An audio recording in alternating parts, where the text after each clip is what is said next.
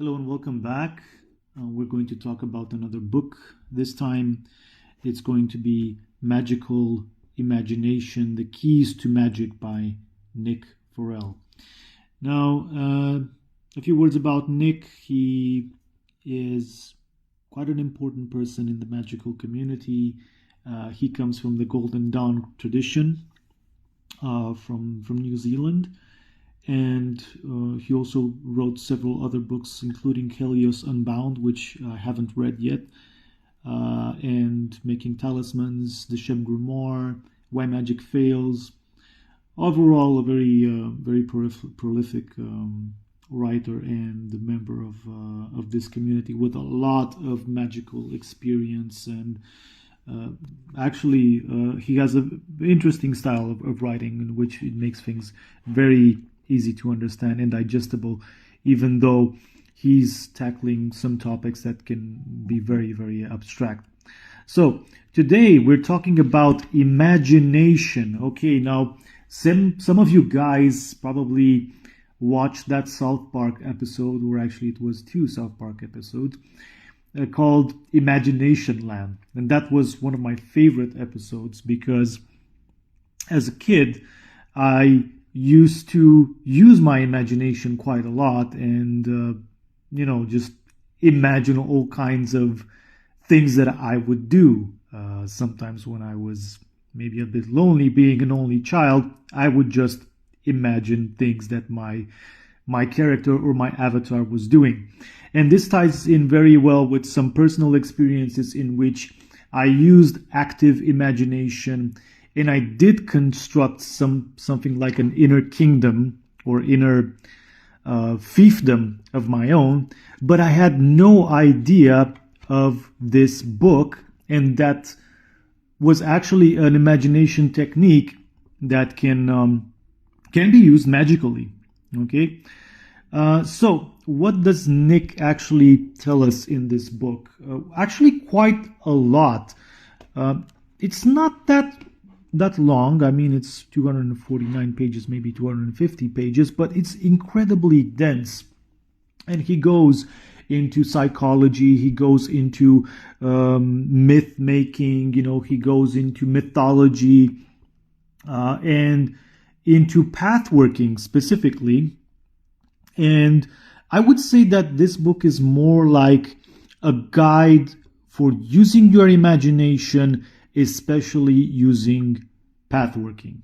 Okay, so if you're not familiar with pathworking, this could be a good introduction for you, but also a means by which you no longer disregard the imagination that you have, all of the things that you might probably conjure up in your mind, and treat them with a sense of gravity or gravitas, and understand that they do actually have a significant effect on not just your psyche, but also your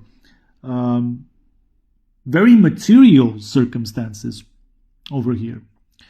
Okay, so what does Nick actually say in this book? I have to say, it's also very nicely illustrated. Here we have a representation of the Olympic spirit Hagit by Paola Farrell. I think that is his wife, his significant other.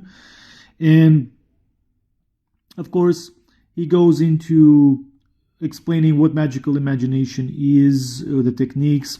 This one is very interesting, building your inner kingdom.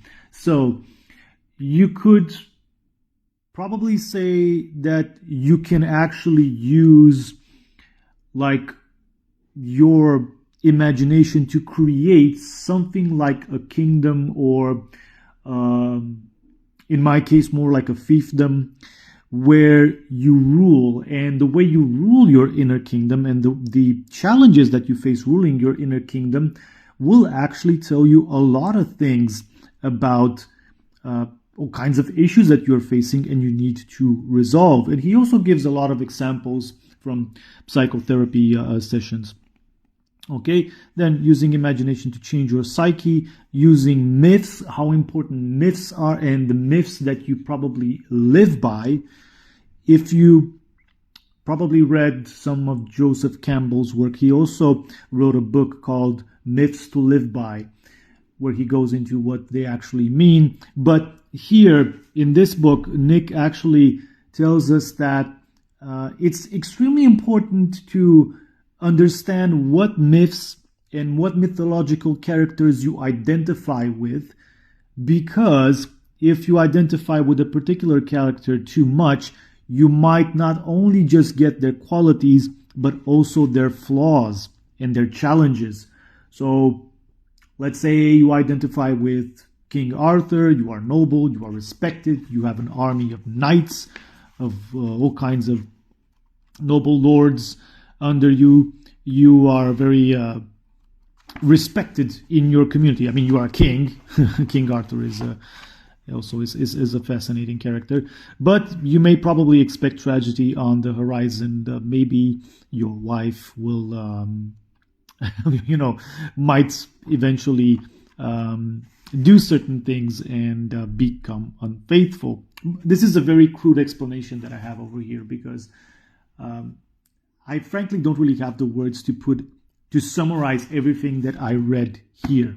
Okay, I would most likely encourage you to actually read the book yourself and to understand how to actually use imagination as a mystical tool, as you see here in chapter 6, as a magical tool, and of course, how to do pathworking. Because this book, it's actually a book mostly about pathworking, okay? And I found that to be very interesting, because I didn't do much pathworking myself, but then I realized that somehow I was, but not voluntarily, okay?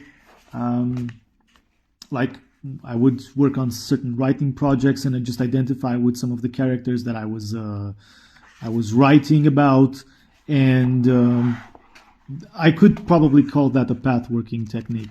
One other extremely interesting thing that he mentions here is that certain types of activities or hobbies that we have are actually a form of pathworking and using imagination in a very active way. And he even mentions the game or the concept of role-playing games, including Dungeons and Dragons, or maybe Pathfinder, or I don't know, Warhammer 40k, Vampire the Masquerade. Right here, I'm going into a very different territory to the magical topic at hand, but I was fascinated about his mentioning of using role-playing games, because in my role-playing game sessions, which I had a few, I realized that my experiences were so vivid and so intense that they were actually much stronger than any video game or media that I consumed, or even some real physical experiences. And all we were doing was actually just talking about what our characters are doing in this imaginary game setting. And even though we were just in front of a table with dice and with pen and paper and this very crudely drawn maps and figurines, the experience were extremely intense and vivid.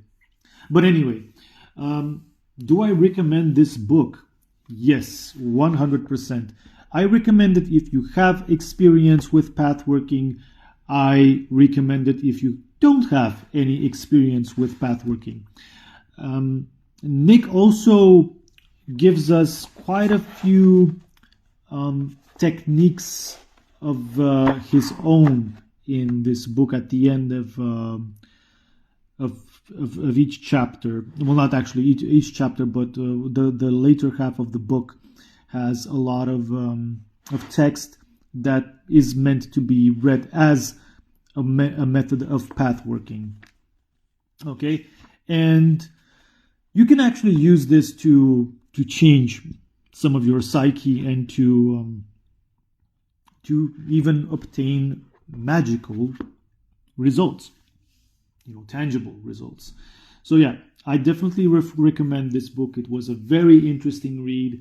I can't really say I followed all of the instructions about the path working because I'm working on something else and I don't really want to mix that much of my current magical practice with what I found over here. But once I'm done, I will 100% return to this book over here. Very interesting, very intriguing book, and I really look forward to read Helios Unbound now, and maybe even Why Magic Fails, which is his most recent book. All right, thanks very much for watching and listening, and please leave a like.